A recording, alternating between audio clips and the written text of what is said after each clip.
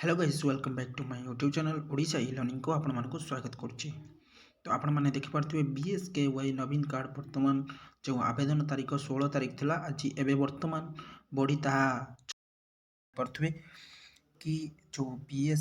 BSKY नवीन card रही आज तार शेष तारीख थी प्रथम 6 तारीख स्टार्ट 16 तारीख तार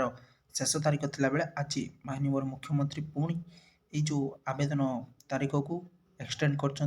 बर्तमान मुझे देखा देखिपे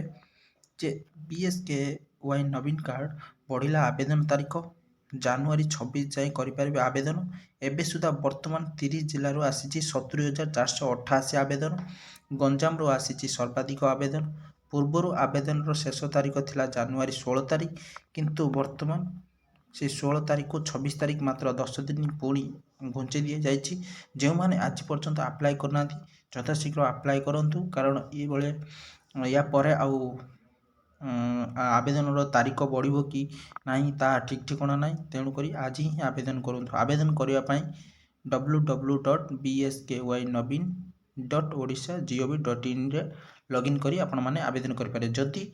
आपण माने आवेदन करने कौन असुविधा होची ताले मो चैनल को जाई वीडियो देखिपारे। जय जगन्नाथ।